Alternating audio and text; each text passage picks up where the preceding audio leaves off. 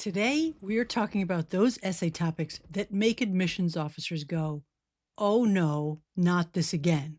This is Let It Go, where I share 5 essay topics that you should consider avoiding unless, dramatic effect, you do a few things differently. And I'll be sharing what those differences are. And no, I will not be singing. Let's explore 5 overdone college essay topics you might not want to write about unless you can make them uniquely yours. In this video, I'll give you some examples with and without details so you can hear the difference. And we'll see if you can guess what that 5th topic might be. Please hit subscribe to be sure you get all of my tips for preparing for college. I'm Jen Schoen with College TNT, and I'm here to share my decades of college admissions and scholarship review experiences with you. I have read thousands of college applications and scholarship applications. My goal is to help you navigate to and through your first year of college with some Disney magic thrown in to make it more of an adventure and more fun. Let's get started. So the first essay I want to talk about is the sports victory or defeat essay. Now, this is a sentence I have read many, many times. We lost the championship game, but I learned to never give up. Now, that's a good lesson, but to make it your own, add some details that are unique to you. For example, that moment when I missed the game-winning penalty shot taught me to redefine success. Now I coach at a local hockey clinic for elementary kids in an outdoor rink, teaching them that growth comes from analyzing our misses, not just celebrating our hits. So right there, you get a little more detail. You learn that the person is a coach, and you just get a better sense and a picture, like the picture here, of what that person does. Let's talk about the second one, the mission trip or volunteer experience. I've read so many mission trip essays, I cannot even tell you. There are a lot of students who go on mission trips, and that is a wonderful opportunity. But everybody writes about it in very much the same way. So here's an example of something that is not so good. My week in Guatemala changed my life. The people were happy despite being poor. I have read that so many times. But here's a slide that's better and specific to your experiences. When I taught English in Guatemala on a mission trip, I met Marlene, an 8-year-old who gave me her only pencil to try to pay for my language lessons. That trade inspired me to start a school supply exchange program between my high school and Marlene's school that now serves 200 students annually. Much richer. You can hear the details. You can picture it in your head. And that's what we're trying to do, create a snapshot for the admissions folks who are reading your application. The next one is the death or the tragedy essay. And I don't want to make light of this, but it is very hard to do this well because you're talking about something that affected you very much. But sometimes people write something very simple. When my grandfather died, I learned life is precious. That is a very nice thing to learn, but again, it doesn't tell me a lot about you. So name the person. My grandfather, Nonno Lorenzo, spoke his last words in Italian. Sadly, I couldn't understand them, which sparked my journey to learn his first language. I've learned enough to tutor at the Senior Center for others who want to learn and reconnect with their heritage. Tutoring makes me still feel close to my Nonno. So that gives you a much, much richer idea of what that person is and what their grandfather meant to them. And naming a person you're talking about is a great way to kind of bring us into your story. So think about that.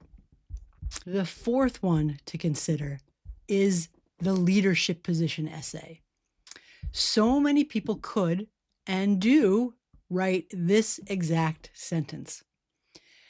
As a team captain, I learned how to lead others.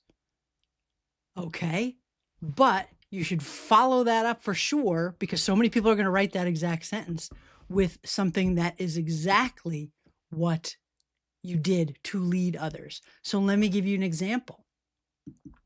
Most mornings, it's my responsibility to get my younger siblings ready for daycare.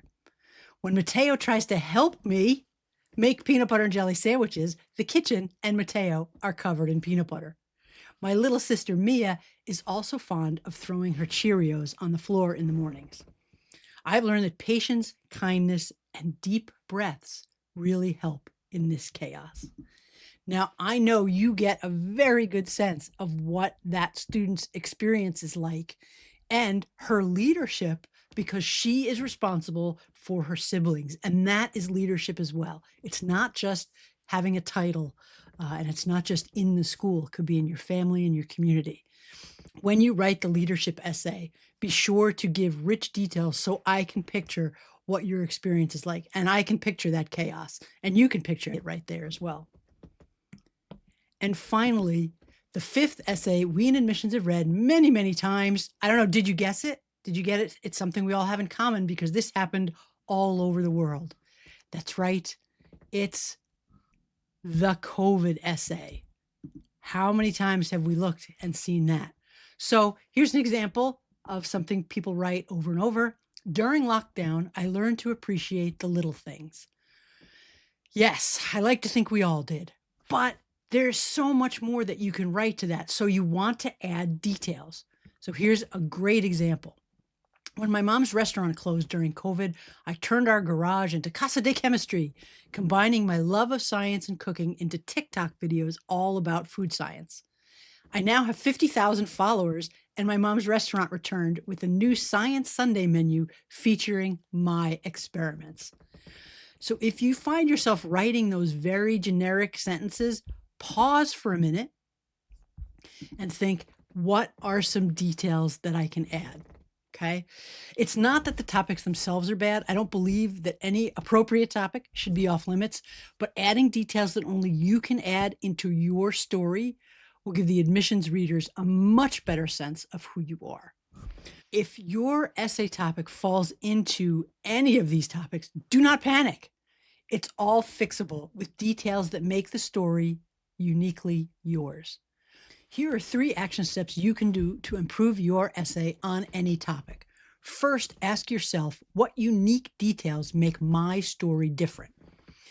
Look at, or if you haven't yet, write your first draft and then add as many details as you can think of. Use your senses, okay? Taste, touch, sight, sound, smell to think about what to add.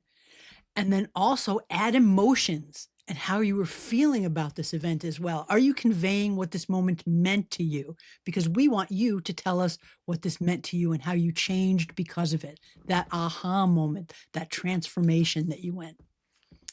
And then finally, my third action step, share your draft with someone who knows you well and knows the story you're telling.